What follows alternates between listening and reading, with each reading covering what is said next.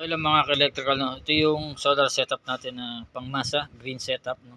So, yan. Ang inverter natin ay 1,500 surge, then 750 ang continuous, then itong SCC natin ay 50 ampere SCC, no?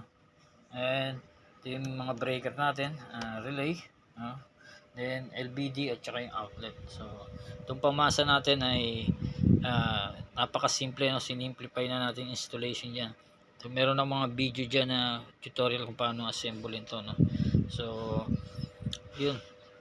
Ito nga yung green setup na tinatawag ko, pang masa, no? So, kaya niya mag-load ng 100 watts daytime, sa gabi 50 watts or 70, depende sa battery capacity mo at gaano karami ang na ipon mong kuryente ron, no? So consumable na lang yan. Kung gusto mo umabot ng gabi, titipirin mo, no? So yan, ito yung mismong green setup nga natin, no? So nasa isang plywood yan, may butas na rin yan para isabit, no? Ayan. Then yun. So meron ako mga parts dyan na makikita sa mga sa TikTok shop ko or sa sa Shopee, meron din ako, no? Ayan. Okay. So kung gusto niyo mag-avail nito, puntahan niyo lang ako sa FB page, no? Ayan.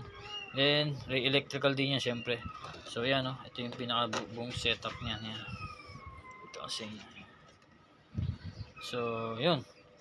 Charging na siya ngayon, no? Ito yung solar panel niya, icon. Then blinking is harvesting na yan. Nagkakarga sa battery.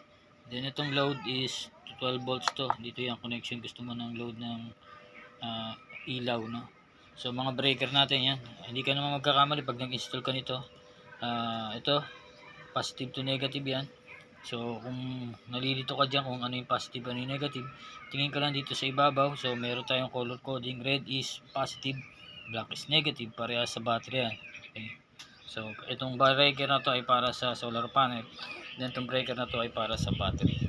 So LBD natin, ang cutoff niya is 11.5, no? Yung nakaraan na 12. So pinakasagad na yan 11, cut off 11.5 para medyo matagal magamit yung battery, no? Then yun, pag in-off natin yung breaker ng solar panel, mawawala yung icon, no? Ayan. So nawala, ibig sabihin battery na lang yan, voltage na lang ng battery yan. Okay. So pag in-off mo, ayan. So pag off, magkaiba, no? Pag in-off mo, unang solar panel, then yung battery. Pag in-on mo naman, unahin mo yung battery, then yung solar panel para lumabas. Ayan. Then buksan mo na rin yung inverter. Okay. So pwede ka na magsaksak ng 220 dito, no? So kagandahan nito, hindi mo na kailangan kumuha ng extension, pwede mo na magsaksak hanggang dalawa, no? Pero pwede mo rin gamitan ng extension, pero yung load mo ay hanggang 100 watts na. Kaya bago mo isaksak, tingnan mo muna, no?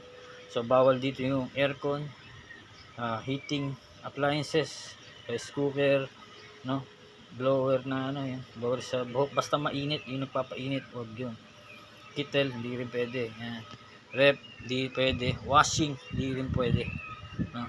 Dahil mababa yung limit ng LBD natin, meron siyang limiter, no?